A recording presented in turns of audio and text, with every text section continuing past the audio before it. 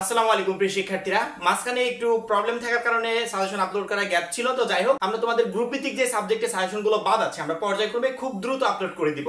আজকে আমরা বায়োলজি সাজেশনটা নিয়ে আসছি। প্রত্যেকটা শিক্ষার্থী একটা কথা মনে রাখবে যে বায়োলজি যাদের মেন সাবজেক্ট তাদের তো এ প্লাস পেতেই হবে, এবং যাদের ফোর সাবজেক্ট তাদের আরো বেশি করে এ প্লাস পেতে হবে। কারণ তোমরা জানো যে আমাদের ফোর সাবজেক্টে যদি আমরা এ প্লাস তুলতে পারি তাহলে অতিরিক্ত 3 পয়েন্ট আমাদের মূল রেজাল্টের সাথে যোগ হয়। অর্থাৎ অতিরিক্ত 3 পয়েন্ট যদি আমার মূল রেজাল্টের সাথে যোগ হয় আমাদের টোটাল রেজাল্টটাই কিন্তু এলোমেলো হয়ে যায়। যেমন রেজাল্ট আশা করেছিলাম তার থেকেও অনেক বেটার রেজাল্ট হয় যদি ফোর সাবজেক্টে আমরা এ প্লাস তুলতে পারি। যাদের মেন সাবজেক্ট তারা তো চেষ্টা করবে এ প্লাস তোলার, যাদের ফোর সাবজেক্ট তারা আরো বেশি চেষ্টা করবে এ প্লাস তোলার। এবং কিভাবে সহজে বায়োলজিতে এ প্লাস পাবে তার জন্যই মূলত আজকের এই সাজেশনটা। অর্থাৎ আজকের সাজেশনটা দেখে সেই গাইডলাইনটা ফলো করে যদি বায়োলজি প্রিপারেশন নিতে পারো, ইনশাআল্লাহ বায়োলজিতে তোমার এ প্লাসটা কনফার্ম থাকবে। বায়োলজিতে আমাদের টোটাল চ্যাপ্টার হচ্ছে 14টা। প্রশ্ন আসবে কয়টা? 14টা থেকে 8টা। অর্থাৎ আমাদের সিকিউতে 50 মার্ক, এমসিকিউতে 25, প্র্যাকটিক্যালে 25। প্র্যাকটিক্যালে বায়োলজিতে কিভাবে 25-এর 25-এ তুলবে সেই নিয়ে ভিডিও আমাদের খুব শীঘ্রই আসবে। এখন শুধুমাত্র আমরা তোমাদের সিকিউ এবং এমসিকিউর সাজেশনটা দিয়ে দিব, ঠিক আছে? সিকিউতে আমাদের যে 50 মার্ক আছে, এই 50 মার্ক নাম্বার ওঠানোর জন্য মিনিমাম 5টা সৃজনশীল প্রশ্ন আমাদেরকে কমন পেতে হবে, এবং সেই সাথে আমাদের পরীক্ষায় প্রশ্ন আসবে কয়টা? 8টা। তার ভিতর থেকে 5টা লিখতে হবে। যেহেতু যতগুলো প্রশ্ন আসবে টোটালগুলোই লিখতে হবে না, ওখান থেকে বেছে বুঝে লেখার সুযোগ আছে। সেক্ষেত্রে আমাদের এই 14টা অধ্যায় পড়ার কোনো দরকার নেই। আমি তোমাদের প্রথমত বলে দিচ্ছি কোন কোন চ্যাপ্টার থেকে প্রশ্ন আসবে। 14টা চ্যাপ্টার থেকে যখনই 8টা প্রশ্ন হবে তার মানে বুঝতে হবে যে কোনো চ্যাপ্টার স্কিপ হবে, কোনো চ্যাপ্টার থেকে প্রশ্ন আসবে না, আবার কোনো চ্যাপ্টার থেকে প্রশ্ন আসবে। প্রথমত আমরা দেখে নিব যে বায়োলজি এসএসসি 2025 সালের জন্য কোন কোন চ্যাপ্টারগুলো সবথেকে গুরুত্বপূর্ণ এবং কোন কোন চ্যাপ্টারগুলো থেকে অবশ্যই মাস্ট বি প্রশ্ন আসবে। এক নম্বর অধ্যায় জীবন পাঠ, এই অধ্যায়টাকে আমরা স্কিপ করছি। এই অধ্যায় থেকে প্রশ্ন তেমন একটা আসে না, আমরা এই অধ্যায়টাকে স্কিপ করছি, ঠিক আছে?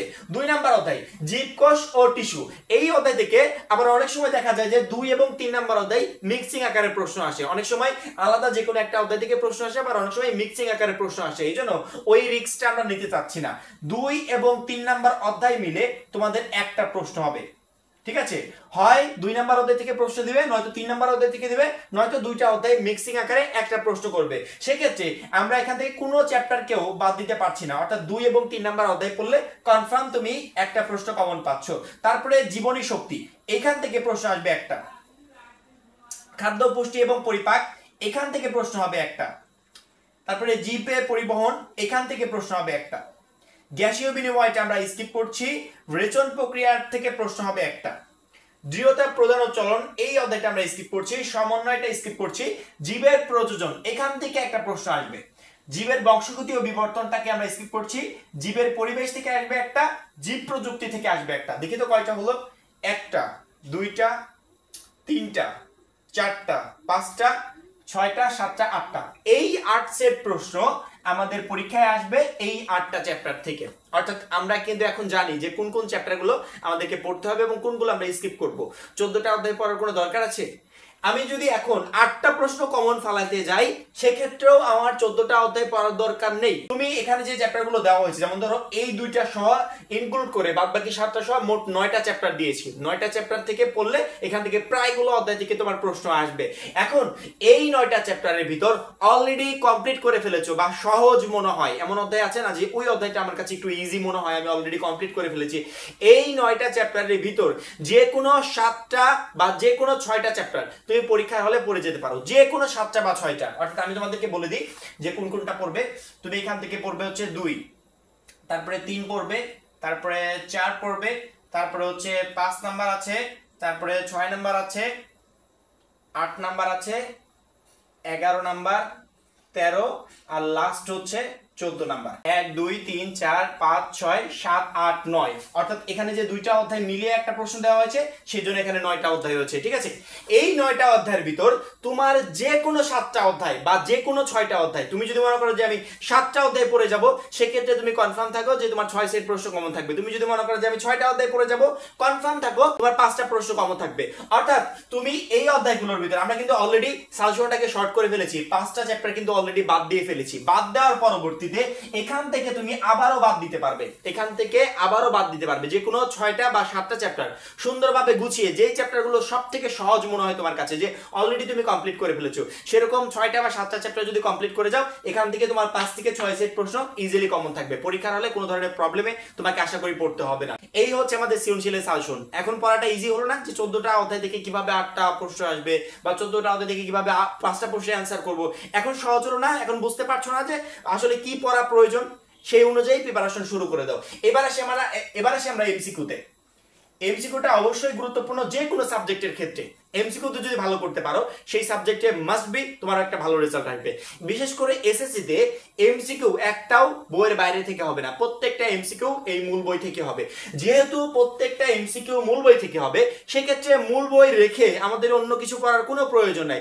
মূল বইটা এখন কিভাবে পড়বো, ঠিক আছে? প্রত্যেকটা অধ্যায় এখানে মূল বইতে গুরুত্বপূর্ণ।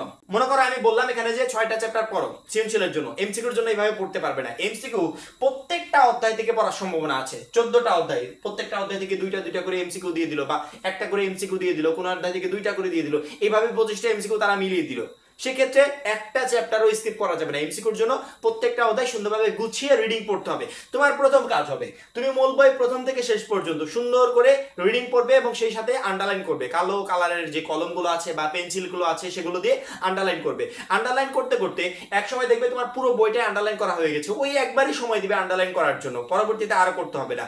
যখনই আন্ডারলাইন করা শেষ, একবার আন্ডারলাইন করতে গিয়ে একটু বেশি সময় লাগবে, কিন্তু পরবর্তীতে আর এই সময়টা তোমার নষ্ট হবে না। তুমি যখনই তোমার আন্ডারলাইন করা শেষ, পরবর্তীতে 10 বার 15 বার 20 বার যতবার সময় পাও, ওই জাস্ট ওই আন্ডারলাইন করা লাইনগুলোই রিভাইজ দিতে থাকবে। জাস্ট ওই আন্ডারলাইন করা লাইনগুলোই, এই লাইনগুলোই পরীক্ষার আগের দিন রাত পর্যন্ত, অ্যাটলিস্ট পরীক্ষার সকাল পর্যন্ত, আমরা পরীক্ষা দিয়ে যাবো তার 1 ঘন্টা আধা ঘন্টা আগ পর্যন্ত তুমি এই ইম্পর্টেন্ট যে লাইনগুলো আন্ডারলাইন করেছিলে, সেগুলোই জাস্ট রিভাইজ দিতে থাকবে।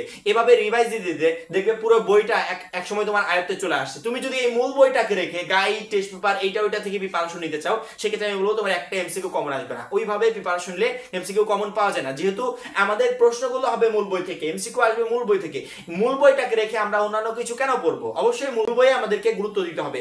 এই জন্য প্রত্যেকটা অধ্যায় সুন্দরভাবে আন্ডারলাইন করবে, পরবর্তীতে আন্ডারলাইন করা লাইনগুলোই 10 বার 15 বার করে রিভাইজ দিবে। যখনই দেখবে মূল বই সম্পর্কিত মোটামুটি একটা ভালো ধারণা চলে আসছে, রিভাইজ দিতে দিতে ভালো একটা ধারণা চলে আসছে, তখন কি করবে? তোমার বিগত কয়েকটা বছরের যে মডেল কোশ্চেন গুলো আছে, বিগত কয়েকটা বছরের যে বোর্ড প্রশ্নগুলো আছে, বা টপ 10 স্কুলের দেখবে মডেল দেওয়া আছে, এমসিকিউ 25টা করে দেওয়া থাকে, ওইগুলো তুমি কি করবে?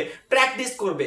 আগেই ওইগুলোকে পড়তে যেও না, যখনই মূল বইটা কমপ্লিট তখন ওইগুলো গিয়ে প্র্যাকটিস করবে। একটা মডেল নিয়ে তুমি তোমার প্রিপারেশনটাকে যাচাই করবে, যে দেখি তো কেমন পারি। যদি দেখো যে ভালো পারছো, সেক্ষেত্রে বুঝবে প্রিপারেশন একটা বেস্ট প্রিপারেশন হয়েছে। যদি দেখো যে না বেঁধে বেঁধে যাচ্ছে, উত্তর দেখে দেখে করতে হচ্ছে, সেক্ষেত্রে বুঝবে প্রিপারেশন এখনো ঘাটতি আছে, আবার পুনরায় ফেরত আসবে, আবার মূল বইটা কয়েকবার রিভাইজ দিয়ে আবার একটা মডেল নিবে, মডেল নিয়ে আবার তুমি তোমার প্রিপারেশনটাকে যাচাই করবে। এইভাবে এমসিকিউর জন্য একটা বেস্ট প্রিপারেশন নেওয়া যায়। এবং তোমাদের আগের ব্যাচ 2024-এ যারা আমাদের সাজেশনগুলো ফলো করে এমসিকিউর জন্য এইভাবে প্রিপারেশন নিয়েছিল, তারা কিন্তু সবাই ভালো রেজাল্ট করেছে। আশা করি তোমরাও ভালো একটা রেজাল্ট করবে। মূল বইয়ের বাইরে থেকে এমসিকিউ হয় না, এই জন্য মূল বই রেখে আদার্স অন্য কিছু পড়ার কোনো প্রয়োজন বলে আমি মনে করছি না। অবশ্যই মূল বইতে ফোকাস করো, ইনশাআল্লাহ তোমার এমসিকিউ প্লাস সিকিউ সবগুলোই তোমার কমন থাকবে। এখন এই পর্যন্তই। পরবর্তী সাজেশন এবং এসএসসি 25 সম্পর্কিত সকল গুরুত্বপূর্ণ আপডেট পেতে অবশ্যই আমাদের চ্যানেলটা সাবস্ক্রাইব করে রাখবে। সবাই ভালো থাকবে, সুস্থ থাকবে। আল্লাহ হাফেজ।